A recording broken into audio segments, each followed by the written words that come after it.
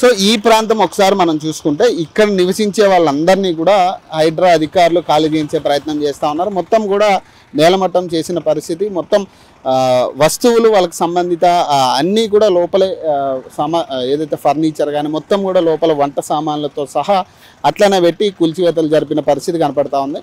ఇక్కడ స్థానికులు చెప్పే మాట ఏంటంటే ఇది ఆల్రెడీ గతంలో ఇందిరాగాంధీ హయాంలోనే వీళ్ళకి ఎస్సీ ఎస్టీలకి ఇక్కడ భూములు కేటాయించినట్టుగా చెప్తా ఉన్నారు.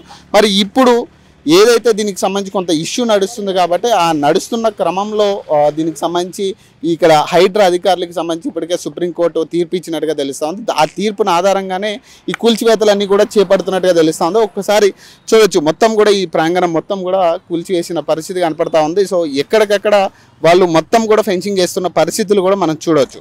సో ఇది స్థానికులు చెప్తున్న మాట. మరి ఏదేమైనా కూడా హైడ్రా అధికారులు కూడా ప్రజలకి అంటే ఆల్టర్నేటివ్ చూపించకుండా కూల్చడం అనేది కొంత ఇబ్బందికరంగా మారుతూ ఉంది. ఎందుకంటే మేము ఎక్కడికి పోవాలి, మాకు ఒక ఆల్టర్నేటివ్ చూపించాలనేది ఎవరు మాట్లాడినా కూడా ఇదే అంశం లేవనెత్తుతున్నారు. కాబట్టి మరి దీనికి ఒక ఆల్టర్నేటివ్ చూపించి వాళ్ళు వేస్తే బాగుంటుంది అనేది ఇక్కడ స్థానికులు చెప్తున్న మాట. సో ఏదేమైనా కూడా మేము సుప్రీంకోర్టుకి వెళ్తాం, అక్కడైనా కూడా మేము స్టే తెచ్చుకుంటాం దీని మీద అనేది ఇక్కడ భూమి బాధితులకు సంబంధించి చెప్తున్నారు. సో చూద్దాం దీనికి సంబంధించి హైడ్రా ఎట్లా రియాక్ట్ అవుతుంది. మేము 1 మంత్ ఒక 20 days అయిందండి ఇది ఆన్ చేసి. 50 లక్షలతో పెట్టామండి. ఏం చెప్పలేదండి. చేయకోకుండా మార్నింగ్ 4 o'clock వచ్చి మా వాళ్ళు వచ్చారు. లోన్ వాటర్ చేసేవాళ్ళు ఉంటారు కదా, వర్కర్స్ వచ్చి లోన్ పని చేద్దామని వెళ్తుంటే బాబు ఇక్కడ ఇది కోలగొట్టేస్తున్నాం మీరు వెళ్ళిపోండి అని చెప్పాడు అన్నాడు. వాళ్ళు వచ్చి నాకు ఫోన్ చేసి చెప్తే మేము అక్కడి నుంచి బయలుదేరి ఇక్కడికి వచ్చాం. వచ్చేలో మొత్తం బుల్డోజర్ తీసుకొచ్చి మొత్తం కొట్టించేస్తున్నారు అంతా. చెప్పలేదండి, మాకేం చెప్పలేదు అసలు వాళ్ళు ఏం చెప్పలే. అసలు పొద్దున్న వాళ్ళని అడిగితే వాళ్ళు ఏం ఒక అరగంట టైం ఇవ్వండి మేము లోన్ సామానం బయట పెట్టుకుంటాం అని అడిగాం మేము. ఆడు అసలు ఏమని అంటున్నాడు, దానికి కూడా ఏమని అన్నాడు పర్మిషన్. లోన్ ఎవరన్నా పర్లేదు కొట్టేయండి, కోలు కొట్టేయండి అని అంటున్నాడు. మనుషులను కొట్టేమని అంటున్నాడు.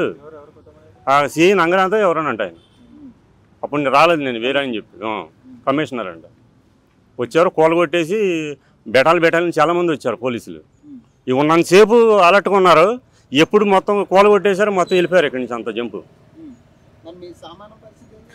అప్పుడు అదే అర్థం కావట్లేదండి. సామాను దాంట్లోనే ఉండిపోయినాయి, సామానం తీసుకురానివ్వలేదు. ఇది ఏంటని అడుగుదామంటే మరి ప్రభుత్వం ఏంటో మాకేం అర్థం కావట్లేదు. ఏం చేయాలి సార్ మా పరిస్థితి? అటు ఇటు 50 లక్షల రూపాయలు పెట్టి ఏం చేయాలి? జీతాలకు 10 మందిని పెట్టుకున్నాం, వాళ్ళకి జీతాలు ఇవ్వాలి కదా. ఏం చేయమంటారు? ఎవరిని అడగాలి మేము?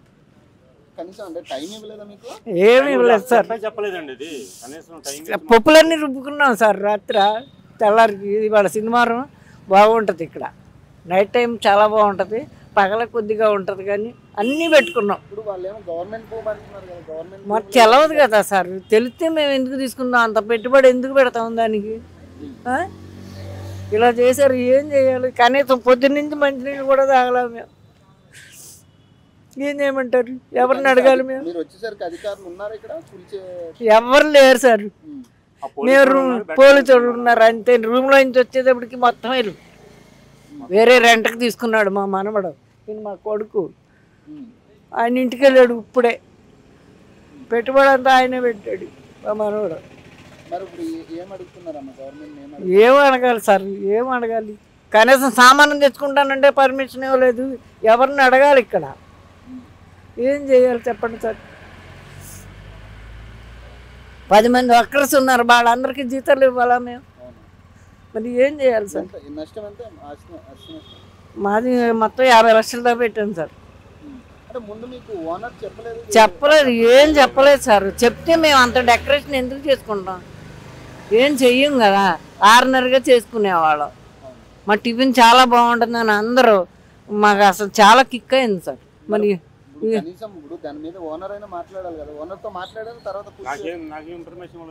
ఆయన ఇన్ఫర్మేషన్ ఇవ్వలేదు అంటున్నాడు సార్. వచ్చి వెళ్ళాడు ఆయన, ఇన్ఫర్మేషన్ మాకేం ఇవ్వలేదు అంటున్నాడు. మరి ఏం చేయాలి సార్? ఎవరిని అడగాలి? ఏం చేయాలి? ఏం అర్థం కాకుండా సార్.